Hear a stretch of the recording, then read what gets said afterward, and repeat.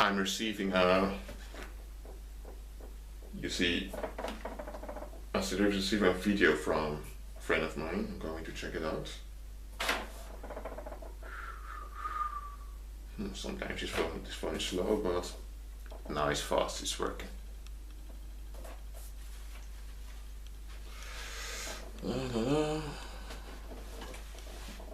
Begin technology, Tokyo Station. Let me put on the sound.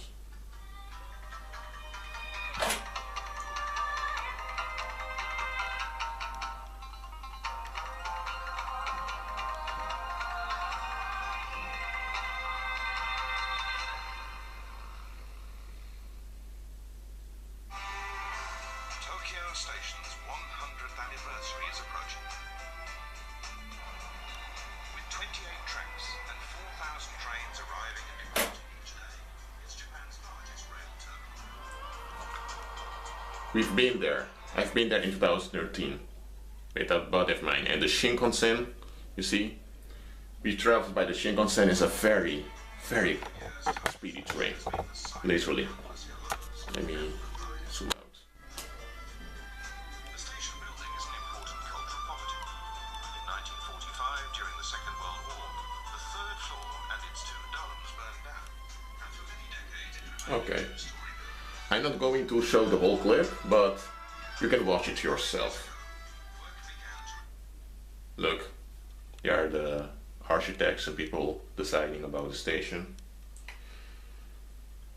You see, my buddy here, he makes a comment that there ain't no, mess of Catholicism in that building. Okay? Look. I'm going to illustrate another thing because I need to illustrate it, because visually you will remember it better. Hold on. Let's say, for example, here you have a fallen angel, and this is a population of fallen angels. And there are also Nephilim spirits. Those are the vampires that died. So you have Nephilim spirits, also called demons. You have fallen angels, also called demons, or better, they're called devils. And this is the strong man, the principal demon. And this is a demonic principality. Okay? So you can see it clearly. Oh, okay. So let's say now you have, this is, I'm drawing quickly now. I know it's not that beautiful, but you guys know which country this is. This is Scotland, Wales, and England. Okay, well, let's go back to the Roman times, okay? You had Caledonia and Britannia. Sorry, I'm writing click. And Londinium was the capital. Today is London, and Camelodunum, in Celtic called Camelot, was another important city around there. Hold on. Yes, you can see it. And let's say, in Londinium, which was a big city, it was a city who had 35,000 inhabitants. You see, there you had a priest class of like 50 people, of magicians, warlocks. And you have about 200 witches also. So now you have 250 people who are let's say, the satanic agents in that place. So you have 35,000 people, 250 satanic agents, and then for example you have about 500 government officials and maybe 5,000 military officers. Okay, you can see it. Okay. So together that forms 5,750 people will form what we call the government. Okay? So then you have Londinium, which was the capital of Roman Britain. You see 5,750 people of the government ruled by the satanic agents throughout the community, and you have like 30,000 just regular common people. That's the population. You see? And those satanic agents, those 250, they have certain temples, you see, where they basically call upon principalities. And let's say Londinium, with this area down here, has a principality, a small population of demonic spirits. This area also, that area also. In every area, every division, political division, there is a demonic principality in the arrows there. And the satanic agents in that population, they built altars and temples to call upon those powers so that they can come down and they have exchanges with them. See? And this here is the truth behind every government.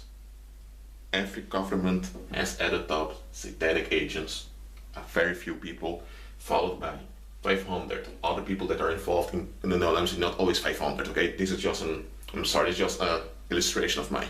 In a population of 200,000, it may be 1,000 satanic agents, 20,000 people in government, and like 30,000 people that are police officers and all of that. But in this illustration of mine, of ancient London, for example, you had 250 satanic agents, 500 other people that are involved in the regulation system, and then you have 5,000 military people, because military presence was very important during the Roman Empire. So you have only a small section in the community that's involved in the darkness, and a large amount that is into police, in a police job, with firefighters who are just, doing a job. And then you have the large population itself. And this is the model of every government, okay? So what about the temples, okay? Those temples are just buildings. Let's say you have, this is the soil, this is the ground. You have houses here. They choose one place, then they build a wall around of them, then they build this building. Inside this building, you see, they make blood sacrifices. They have ceremonies, and the principalities will visit that place regularly. Okay, and that's why they've made those walls around. Sometimes they even put soldiers outside that will shoot at people if they come too close, because a lot of negative stuff are happening over there. You see? And in ancient times you would also build a wall around cities so that the people can't escape. But in present day times you don't have that. Okay? In most places. Someone else. No, I'm going to wait with this. Look. I've shown you Tokyo railway station. Okay? Then I've talked about ancient London, and now with that I use it as a model to explain the truth behind the governments worldwide. Okay? Why did I do that? It's because that building, Tokyo Station, it's built after the model of the Amsterdam Central Station. And I'm going to, look it up online, on my tablet.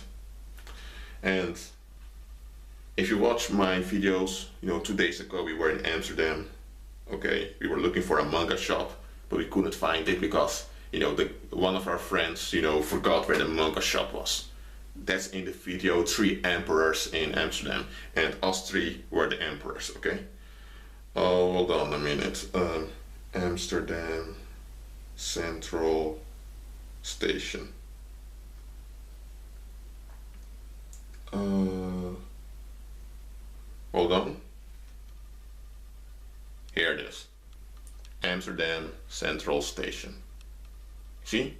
That's what the Tokyo station is modeled after. There's one exception. They don't use Greco-Roman statues. They don't use Catholicism in there. Why? Because many of those, railway stations and local monuments that you find in Europe, also in the United States and Canada, and in some other countries that were colonized by Western Europe, most of those buildings, were temples that were used by the satanic agents to call upon principalities over there. And they used to go there and make human sacrifices, animal sacrifices, you see. Now, today, many of those places aren't used anymore for that purpose, but the design of those places show what is meant to do. So when the people in Tokyo decided to model their station after, that of Amsterdam, they left out the satanic part, because they weren't building a temple called down upon powers, okay? Demonic powers. They didn't plan to do that. Look, I've explained about the visions, right? During the Roman Empire, there were about 250 million people on the globe. And Western Europe didn't have much people. Western Europe had about 15 till 20 million people in whole Western Europe. You see, Spain, Portugal, you see Italy, Germany, France, the British Isles, Ireland, all of that, only 15 to 20 million people. So to have control over the population, they didn't need to have a lot of cities, okay? So when the Romans divided it in provinces, they didn't have to make a lot of provinces, okay? Like the British Isles had about 5 or 6 provinces, and above every province there was a demonic principality, and you have the satanic agents there that were using those demonic principalities in order to to have worldly, political and religious power. Today there are about 7 billion people in the world, so you have more divisions and you have more local temples, where the satanic agents come, and you have the principalities are more divided all across the globe because there are more humans, okay? You see? So when you look at buildings, you see, and you see a lot of ancient, how do I say it, Greco-Roman gods over there, you see a lot of those strange symbolisms. If it's a new building, then you know that the ones that build the building, those that give the assignment to build the building, that they are either Freemasons or they're somewhere in the occult. Or if it's a real ancient monument, then you know that it was a temple unto pagan gods, to worship demonic spirits, okay? So does it mean that if you enter such a building you're in danger? No. When you're born again, you're safe, okay? You can enter any building, you see, and you can leave without demons coming after you, without demons harming you. Well, it's not wise to enter every building, because the people around there aren't always healthy people. So, and you don't want to enter every building, because there are a lot of evil and sick stuff happening across the globe. You see, also within regular households, you have incest, you have domestic violence, and also you don't want to enter every building. There's no need to. But I'm just saying that you don't have to be afraid of buildings. Just remember, some buildings still have demonic presences. They still have demon spirits or Nephilim spirits and fallen angels hovering around, okay? So you can expect that. Some places are bewitched, literally. Well, you don't have to be afraid of buildings. So, that being said, I'm going to end this video, and may the grace of the Lord Jesus Christ be with you.